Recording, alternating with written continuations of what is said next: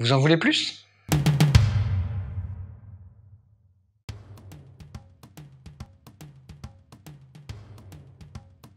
Alors dans ma vidéo sur le quartier Longchamp, il y a certains bâtiments que j'ai dû un peu passer à la trappe faute de temps. Et dans ce petit nouveau format court, je vous propose de revenir sur les éléments que j'ai un peu ratés. Donc au tout début de la balade, je vous proposais de sortir du métro au réformé Canebière. On est alors sur le cours Joseph-Thierry, l'ancien cours du chapitre, et là il y a une superbe fontaine, la fontaine des Danaïdes. Pour vous replacer le contexte, le cours du chapitre à l'époque du XVIIIe siècle, on va pas se mentir, il se passe pas grand chose, hein. C'est un terrain poussiéreux, bon voilà quoi. Mais en fait, les choses vont changer au cours du siècle suivant. Les villes en Europe vont commencer à prendre conscience du concept d'ornementation urbain, et donc on va agrémenter les villes de monuments, de statues et de fontaines. Ça va être le cas notamment de la fontaine des Danaïdes qui sera créée à peu près à ce moment-là, à la fin du XIXe siècle. On est donc en 1896 et la ville de Marseille prend conscience que ce cours-là, c'est pas très sexy. Elle va donc demander la réalisation d'un bassin. C'est alors qu'arrive dans la bataille le sculpteur marseillais Jean Hugues.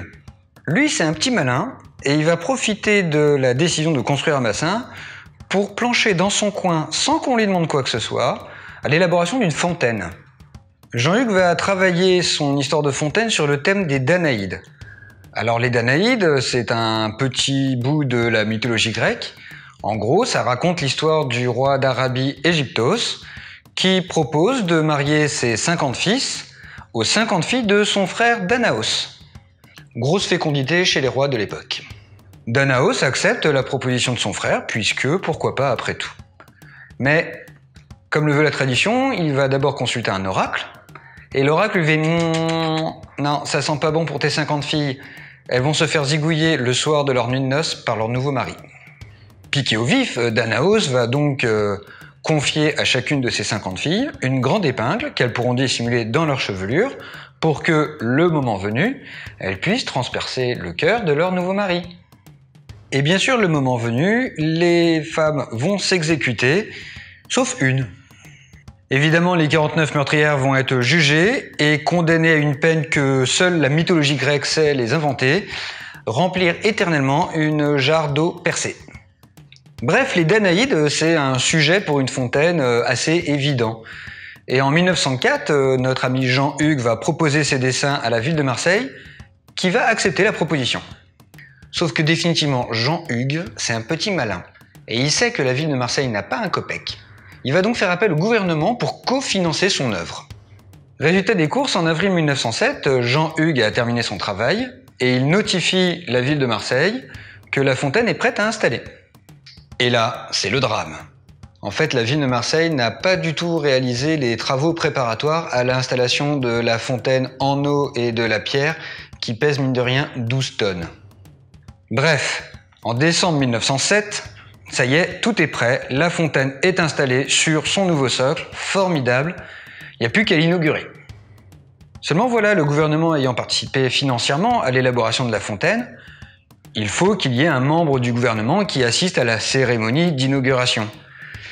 Et c'est là que ça capote, parce que la ville de Marseille n'est pas foutue de convoquer un membre du gouvernement pour ça. Et encore aujourd'hui, dans la ville de Marseille, cette fontaine a deux caractéristiques. Premièrement, elle n'est toujours pas inaugurée officiellement. Et deuxièmement, c'est une des très rares fontaines à ne pas évoquer le commerce maritime, mais un pan de mythologie grecque. Je vous propose maintenant d'aller au 155 de la rue Consolat, c'est juste à côté du palais Longchamp. Et si vous examinez attentivement cette façade, vous allez peut-être vous rendre compte qu'elle évoque franchement un bâtiment dont j'ai parlé dans la vidéo sur le quartier Longchamp. Pierre, brique. Justement, pierre et brique. En fait, ce bâtiment, c'est une annexe de l'hôtel particulier de Monsieur Labadier, qui est donc devenu le musée Grobet-Labadier.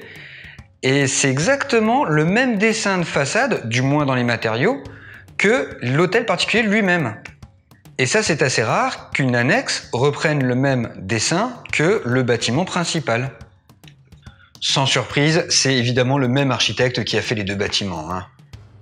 Maintenant, je voudrais vous parler du 129 rue Jean de Bernardi. C'est un immeuble qui fait un angle. Il date de la fin du 19e siècle et ce qui est très élégant sur cet immeuble, c'est que l'angle est traité avec une superposition de balcons. Et notamment, vous pouvez admirer le balcon du premier étage qui a été fermé par une véranda de style Art Nouveau. On voit que la décoration de la véranda du premier étage a été influencée par l'art mauresque des années 1900. Il y a un joli panneau vitré à 3 ouvertures avec des vitraux colorés. Voilà, j'espère que ce nouveau petit format vous a plu. L'idée c'est vraiment de faire des vidéos bonus en plus des balades, donc le rythme sera tout à fait irrégulier et assumé. Si vous avez aimé la vidéo, vous la partagez, vous l'encouragez, vous la commentez, vous vous l'appropriez. Et moi je vous dis à la revoyure, profitez du soleil. Salut!